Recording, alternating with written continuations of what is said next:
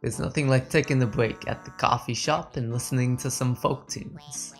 KK Slider has been a staple in the Animal Crossing series since the beginning, and it's become one of the more unique aspects that defines these games. The designers at Nintendo turned the idea of a music jukebox into a live musician that only appears after dark. The fact that he only appeared in this certain part of day created a lot of intrigue and mystery to the character. Who is this anthropomorphic dog? Where did he learn to play the guitar? Why does he only come at night?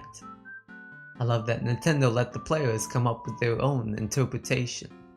In all the Animal Crossing games, KK Slider lets the player choose which song to play. In today's video we'll be looking at KK Bossa. In case the name didn't give it away, this song is composed in the genre of Bossa Nova, which is a Brazilian type of music that is usually accompanied by a guitar, voice, and drums. Fortunately, KK Slider has two of these three instruments, so he is able to come up with a convincing tune that delights us all. Now, Bossa Nova music is almost always in 2/4 time, meaning that the time goes as follows: 1 2 1 2 1 2 1 2. The tempo of the song is quick as well, set at 128 beats per minute. Again, this is fairly standard for the genre. One of the more unique aspects of the KK Slider songs is the vocals themselves. Each syllable is a synthesizer that can be played across the keys, such as all of these syllables I have up here. Na na me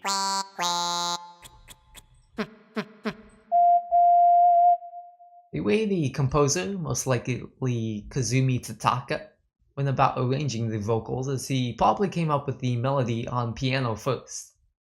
For example, in the second instrument I have the full vocal melody laid out on the piano,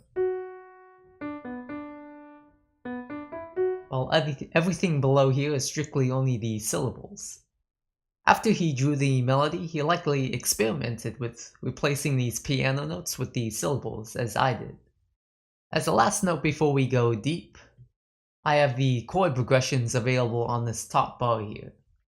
The uses of non-standard chords are quite common in jazz and bossa nova styles. For the song structure itself, nothing is too complex here.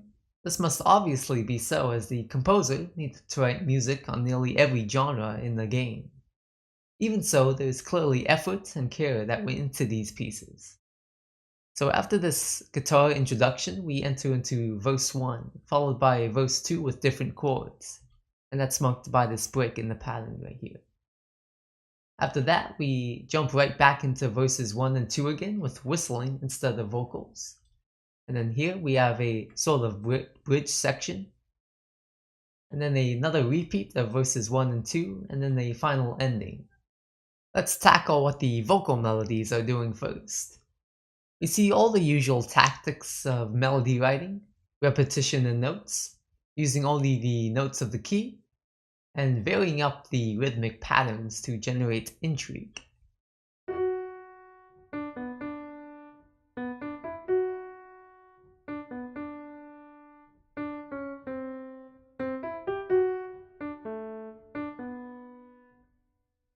I love this offbeat transition right here.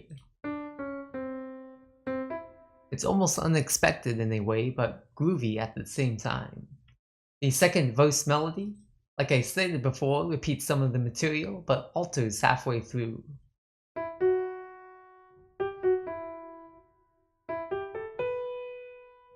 Going up to this high B instead of the low B of before.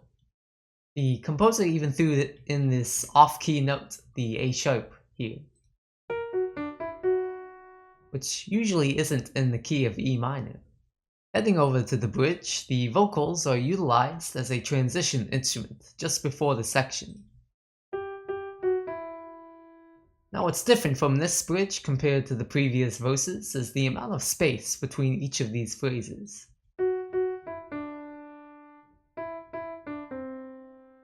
This allows the guitar to become the primary instrument here. Notice the use of repetition again in this motif as it descends down the key but still keeps the same phrase. In this crazy last part of the bridge, you can see that the vocal melody stacks up against all these chord changes in the guitar, and see how that sounds.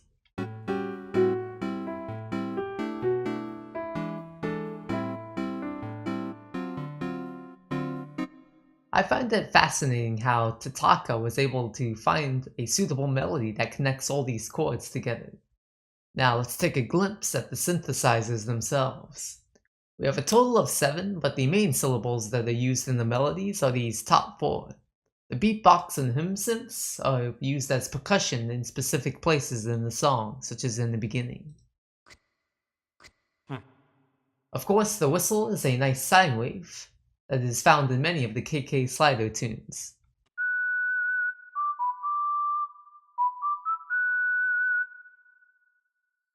To me, I couldn't think of a more charming way to create vocals for these songs than this. And it keeps in line with the Animal Crossing series as well, since the animal dialogue consists of a variety of synthesizers. Even though it sounds obviously fake, it still has an appealing aspect to it.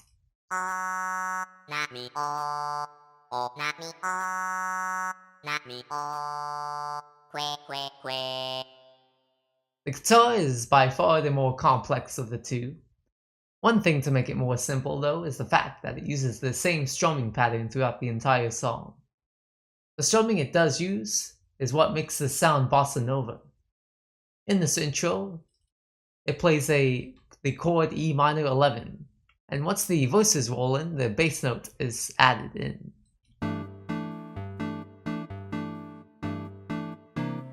Notice that the composer adds in the bass note every half note. I won't go too in depth into the chords themselves, but as I play the whole song to you in a bit, I added these helpful chords at the top to help direct you to the chords.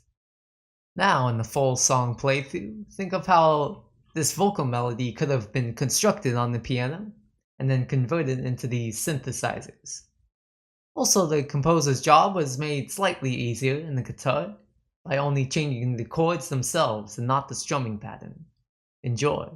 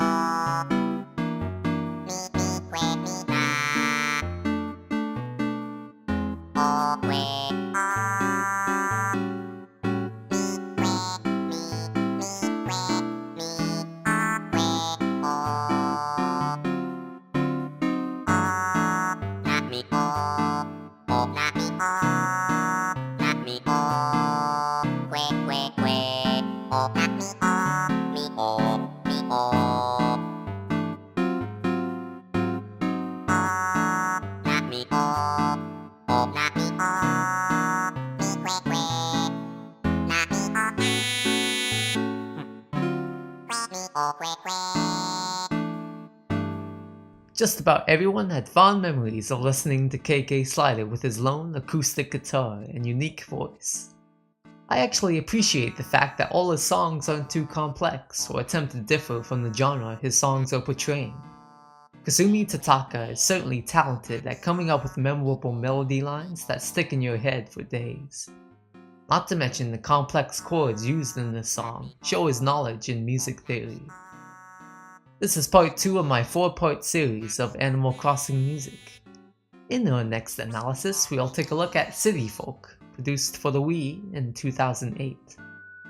Thank you heartily for watching my analysis of KK Bossa. I enjoy putting together these songs for you, and I hope I can show you the tips and tricks the great composers of the past have put into their songs. Thanks again and have a good one.